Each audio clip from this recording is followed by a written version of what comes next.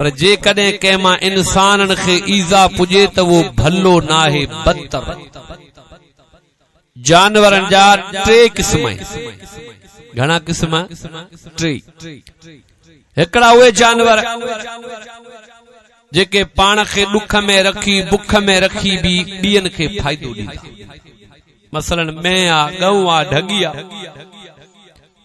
खी ॾीन था ऐं बुख में ही हूंदा पर के जानवर के मारे पंहिंजो पेट न भरी। जानवर जो ॿियो किस्म आ मसलन शींह बगड़ा जॾहिं भी बुख लगी त कंहिं भी जानवर के फाड़े मारे पंहिंजो पेट भरी। ऐं टियों किस्म जानवरन जो वो आ मसलन नांग भट्टू बिच्छू वगैरह जिनके बुख भी न होती पर उन्हनि जी मजबूरी आ वो के न के ईजा जरूर ॾींदा। अदाई आहे या ना? नांग जे कदे के डंग हणे तो नांग जो फायदो ना है पर उनके को भी फायदो न पुजंदो पर हु पंहिंजे हरकत खां न रहंदो। उलमा फरमाए त टियों किस्म जो जानवरन जो आ यो जानवरन में बदतरीन किस्म जिनजो को फायदो भी न हुजे पर पो भी हो खुदा जे मखलूक के ईजा पुजाइन था। पर अल्लाह जो कुरान तो फरमाए उलाइका कल अनआम बल हुम अदल्लो उलाइका हुमुल गाफिलून।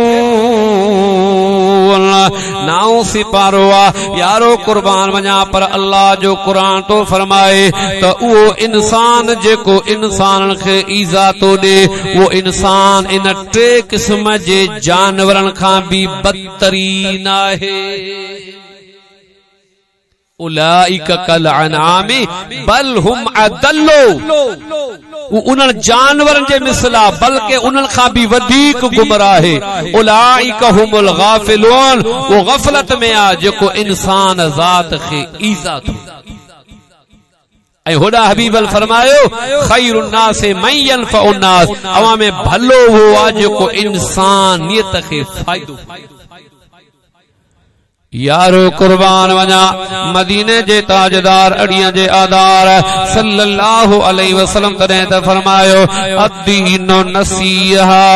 कुर्बान वञा अंग्रेजन ॾिठो त ॾींहुं ब ॾींहुं इस्लाम पखेड़जे पियो। अल्हम्दुलिल्लाह ॾींहुं ब ॾींहुं इस्लाम जो ग़लबो पियो थिए। जाॾे निहार दुनिया में इस्लाम फैलाइजी वियो। इस्लाम जे दुश्मन यहूदियत एकड़ो मुखबर मोकलियो एलची लिकी वञ मुसलमान वारो लिबास पाए मुसलमान में घुसी वञ ऐं वञी अंदर जो राज ॼाणे अच तो मुसलमान वट उहा नेमत या वो राज उहा ताकत केड़ी आ। जाहिर में माल भी ना है हथियार भी ना है पर जे जंग में अचन था पल्लो मुसलमान जो बाहरी आ ऐं आखिर उहा चीज आहे केड़ी मुखबर बनाए मोकलऊं तो यो राज वञ वठी अच। जाहिर में फकीर दौलत भी ना है हथियार भी ना है पो भी उन वट एडी ताकत आ छाजे कर। इहो मुखबिर आयो बगदाद जे शहर में मुसलमान वारो लिबास पाए पाण खे मुसलमान बनाए हाणे अंदर जो अंत जान जे लाइ हेॾे होॾे घुमी रहियो आ। हिन खे कंहिं चीज जी ज़रूरत पई आयो हिकड़े दुकान ते उतां उहा चीज ख़रीद करण चाहियई उन जी क़ीमत मालूम कयाई। दुकान वारे ॿुधायो हेतिरी क़ीमत आ चीज भी उन वटि मौजूद आ पर दुकान वारो चवण लॻो अदा जे नाराज़ न थिए त इहा चीज तूं वरी सामू वारे दुकान ता खरीद कर। ही वयो बे दुकान अदा ये चीज तो वटाए छे हाओ कीमत घणी आ सागी कीमत जे मुखे दी उता खरीद कयई पर हिन जे दिल में या गाल आई त पेरी दुकान वारे वट या चीज त मौजूद हुई कीमत भी सागी हुई ऐं हिन पाण यो मुनाफो न कमायो हुन ॾे मोकलई छो। असाई तवा में कदे कोई ये कंदो ॻाल्हायो सवाल ही पैदा ना है। पाण बटे कूड़ हणदासीं त मूं वटि हिकु नंबर आ हुन वटि ॿ नंबर आ अलाए आहे न पर हिन जे दिल में या ॻाल्हि थई वरी मोटी आयो पहिरीं वटि यार कर ख़बर या सागई चीज तो वट मौजूद हुई, कीमत भी सागई तो मुखे छो न दिनी होडे मोकली। जवाब ॾाढो ॿुधण जहिड़ो। पहिरीं दुकानदार चयो अदा ॻाल्हि इहा त अल्हम्दुलिल्लाह अॼु मूं वटि कई ग्राहक आया, मां पंहिंजे बचण जी रोज़ी कमाए वरती आ, पर सुबुह खां वठी मूं ॾिठो त साम्हूं वारे दुकान ते केर बि न आयो। मूं दिलि में ख़्याल कयो त तूं हुन खां सौदो वठ त हू बि पंहिंजे बचण जी रोज़ी कमाए वठे। सुभान अल्लाह। अंग्रेज जो मुखबर हैरान थी वियो, मोटी आयो पंहिंजे माग ॾे ऐं पंहिंजे क़ौम खे पियो चवे सवाल ई पैदा नाहे अवां मुसलमाननि सां जंग खटी वञो या गालिब थी वञो, छो त उन्हनि वटि जेका दौलत आहे उन जो नालो ख़ैर खाई आहे। उन्हनि जे पैगंबर उन्हनि जे नबी कुटे करे हुननि जे सीननि में जेको ख़ैर खाई जो खज़ानो रखियो आहे, हुननि वटि इहा ई ताक़त आहे जंहिं ताक़त खे दुनिया जी का ताक़त पुॼी नथी सघे। मुसलमानो, अॼु जेकॾहिं असां पसपाई जो शिकार आहियूं, अॼु जेकॾहिं असां हिक ॿिए जा दुश्मन बणिजी विया आहियूं, ख़ैर खाई निकिरी विया त अॼु हिंदू असांजे मथां ग़ालिब आहे। काश असां जेकॾहिं पंहिंजे दिलि में उन ख़ैर खाई खे पैदा करियूं त दुनिया जी का भी ताक़त असांजो वार विंगो नथी करे सघे। चओ सल्लल्लाहु अलैका या रसूल अल्लाह व सल्लम अलैका या हबीब अल्लाह। चो सल्लल्लाहु अलैका या रसूल अल्लाह व सल्लम अलैका या हबीब अल्लाह। उन मदीने जे ताजदार अड़ियन जे आधार पंहिंजे गुलामन खे भी अहिड़ो ई दर्स ॾिनो हुयो। सुभान अल्लाह। खुलफाए राशिदीन तमाम सहाबा किराम रिदवानुल्लाह ताला अलैहिम अजमईन जे अवा जिंदगी दे नबियन ऐं रसूलन खां बाद कायनात में जेकॾहिं कंहिंजो मक़ाम आहे त अबू बकर सिद्दीक़ जो मक़ाम, ऐं पाण भी साहबी साईं जो वालिद अबू कुहाफा भी साहबी, साईं जो बचड़ो अब्दुर्रहमान भी साहबी, साईं जा पोटा भी मुस्तफा जा साहबी। केडी निस्बत। जॾहिं सैयदना अबू बकर सिद्दीक़ जो दौर खिलाफत आयो तो त हर नमाज इशा खां पोइ अबू बकर सिद्दीक़ रज़ियल्लाहु ताला अन्हु मदीने जे कच्ची आबादी में निकिरी वेंदो हो। काफ़ी देर खां पोइ मोटो उमर साईं पीछो कयो, अबू बकर काॾे वेंदो आ, ॾिसे त हिकिड़ो टुटल घर आ, हिकिड़ी झूपड़ी आ, उन में हिकिड़ी बेवा कुराड़ी रहंदी आ। अबू बकर इशा खां पोइ आयो, उन जो पाणी भरिया, घर खे बुहारी ॾिनई आ, उन जा लटा कपड़ा धोई साफ़ कयई आ, हुन जे लाइ अटो ॻोए मानी पचाए अबू बकर उन खे खारायो आ। इहो कम अबू बकर जेको वक़्त जो अमीर मुमिनीन पान पियो करे। ज़मानो गुज़रंदे वियो, जॾहिं सोने सिद्दीक़ जी वफ़ात थई 22 जमात साने हज़रत अबू बकर वञी पंहिंजे यार गुंबद खज़ना वारे आका जे कदमनि में आरामी थियो आ। उमर साईं दिल में सोचो त उहो ई कम वरी आऊं भी कयां। इशा जी नमाज पढ़ी उमर साईं उन कुराड़ीअ जे घर में आयो, सजो घर जो कम पाण कयई, पानी भरी बुहारो ॾई, लटा कपड़ा धोई करे अटो ॻोए मानी पचाए गिरा भञी जॾहिं महिल उन कुराड़ीअ जे मुंह में विधई त उन माईअ जे दिल मां दाह निकिरी वई। लॻे थो अबू बकर विसाल करे वियो। हज़रत उमर हैरान नाबीना माज़ूरा घर खां ॿाहिरि वञी कोन, ऐं उहा ई ख़िदमत हिन जी मुंहुं बजा आंदी आहे जेका अबू बकर कंदो। कंहिं चीज़ जी कमी न आहे। पाणी भरियोम, हर शइ कयम, हिन खे ॿुधायो कंहिं त अबू बकर विसाल करे। उमर साईं रोई पिया, हाओ कुराड़ी अम्मा, वाके अबू बकर जो विसाल थी वियो, पर मूंखे ॿुधा त तोखे ॿुधायो कंहिं।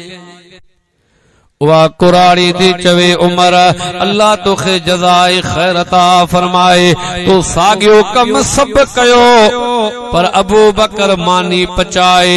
पो नखे ख़बर हुई त मुंहिंजे मुंह में ॾंद न आहिनि, मां कुराड़ी आहियां। पहिरीं गिराह पंहिंजे मुंह में विझे, भोर करे पोइ वरी मुंहिंजे मुंह में विझंदो हो। अॼु तो गिराह भञी विधो, उनखे भोर रेज़ा रेज़ा न कयो। मां समझी वयसि त सिद्दीक़ जो विसाल थी वियो आहे।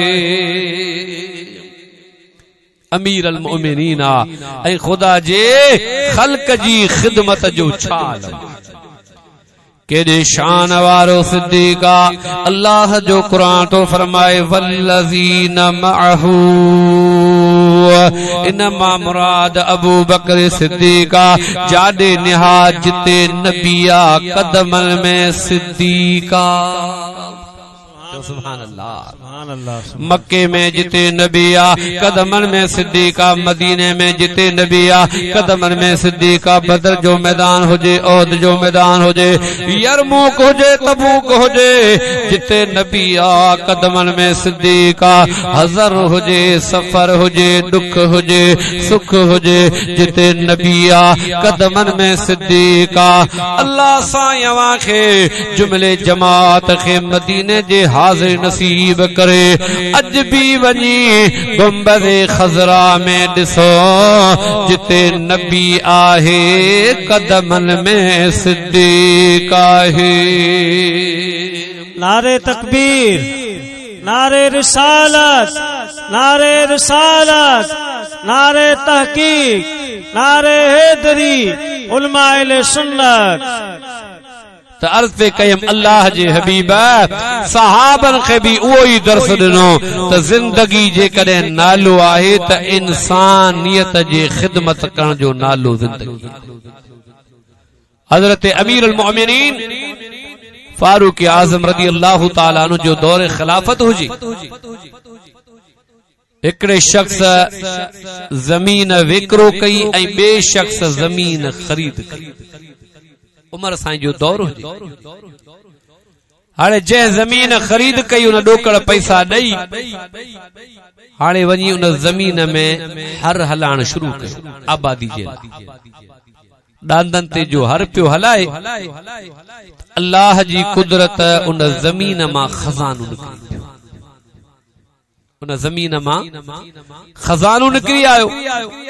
ऐं ईमानदारी, खैर खाई, आनेस्टी जो उहो आलम आहे जो दिल में सोचई त मूं त पैसा ज़मीन जा ॾिना आहिनि, खज़ाने जा कोन ॾिना। खज़ानो त उन ई जो आहे जंहिंखां मूं ज़मीन वरिती आहे। ईमान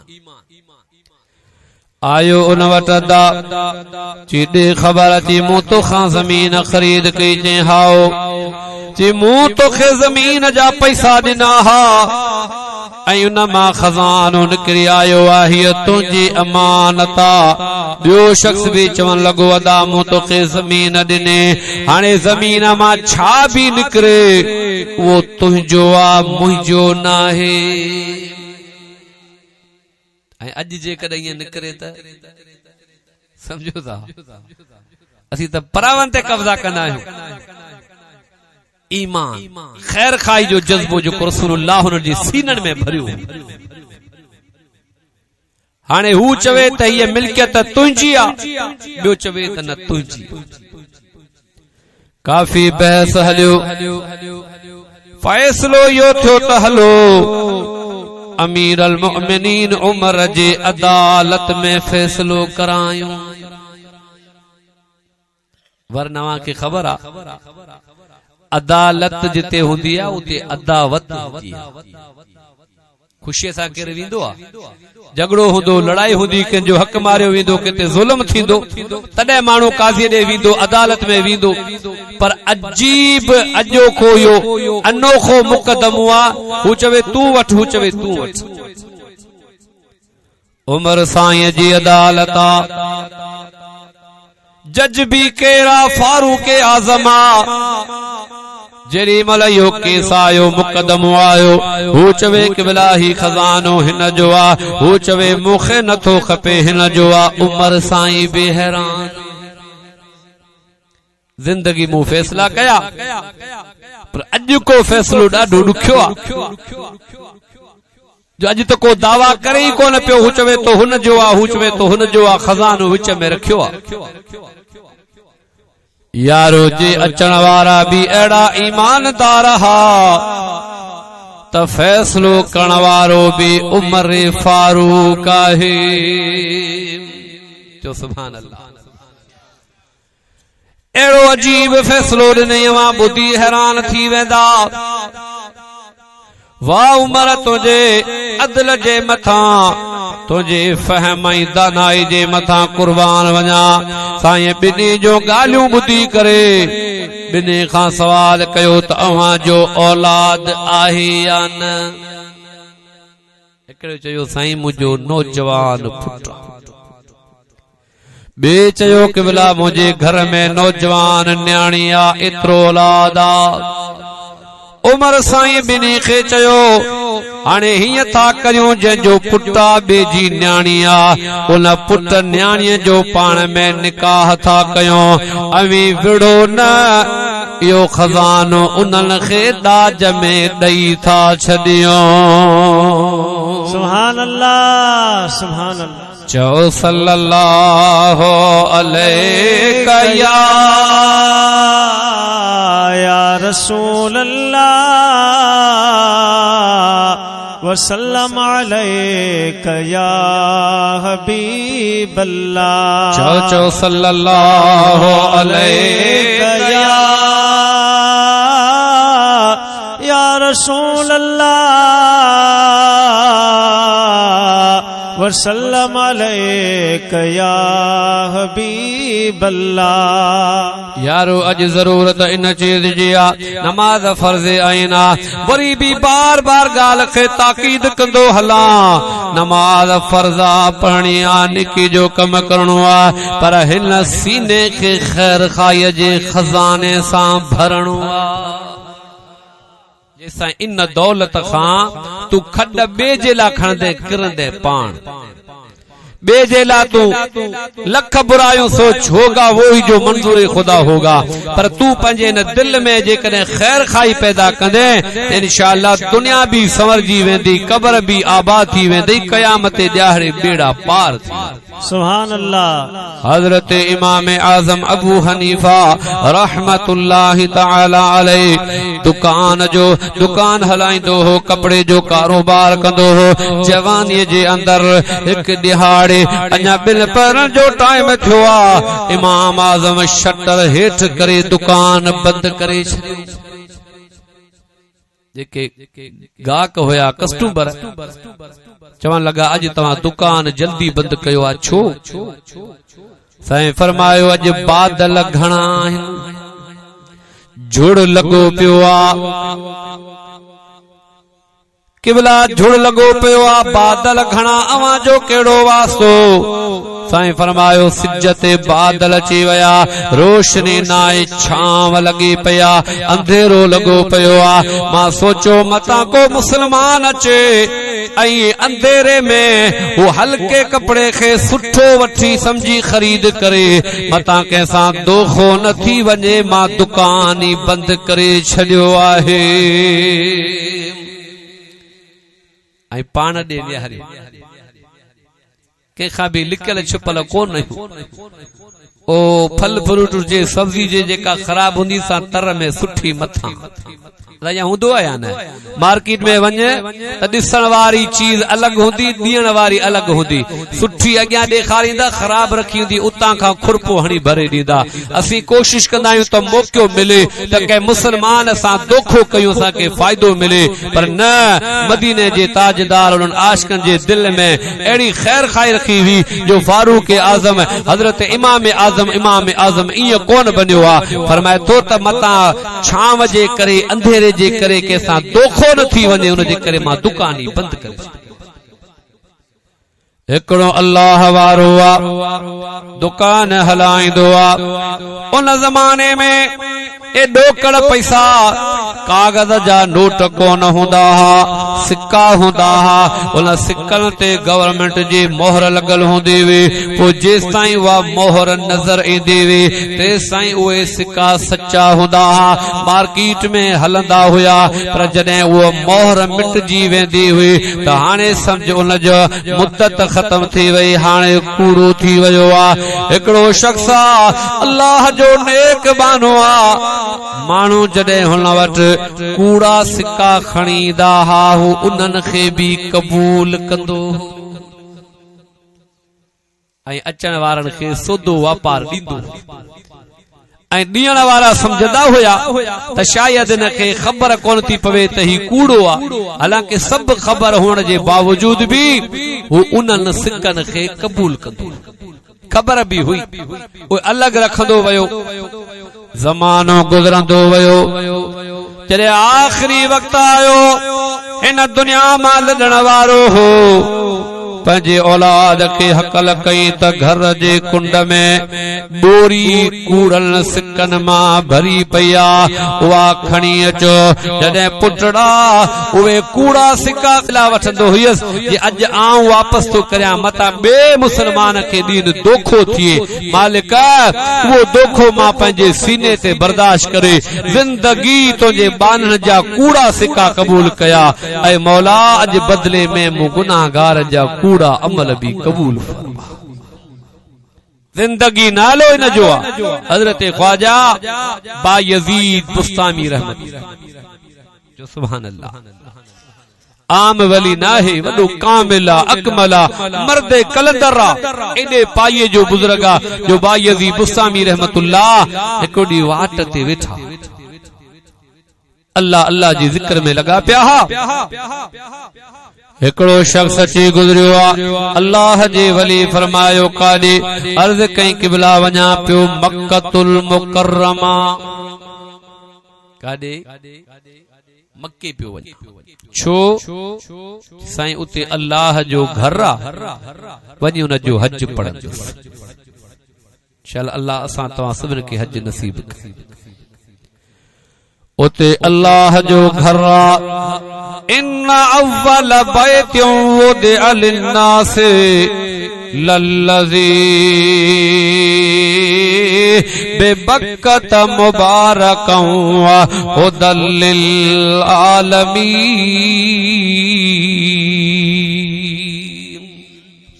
अल्लाह जो घर मक्के पाक जे अंदर क़िबला पञा पियो बैतुल्लाह शरीफ जो हज का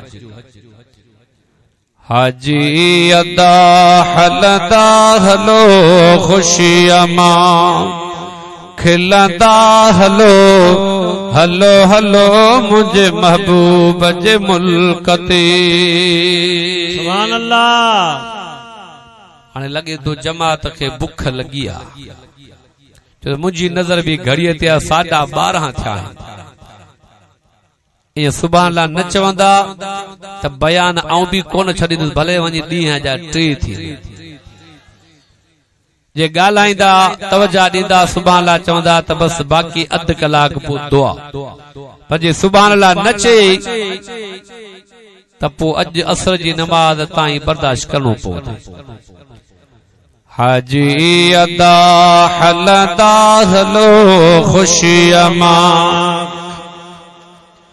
हलो हलो मुझे महबूब जे मुल्क ते सुभान अल्लाह। ओ जबल जो पंध छा कंदो हर को हले उत पचंदो चाड़ियन मथा चढ़ंदा हलो सल्ली अल्लाह पढ़ंदा हलो हलो हलो मुझे महबूब जे मुल्क ते ओ पेरा भले फाटी पवन माण्हू खणी चरियो पिया चवन सल्ले अल्लाह पढ़ंदा हलो ख़ुशीअ मां खिलंदा हलो।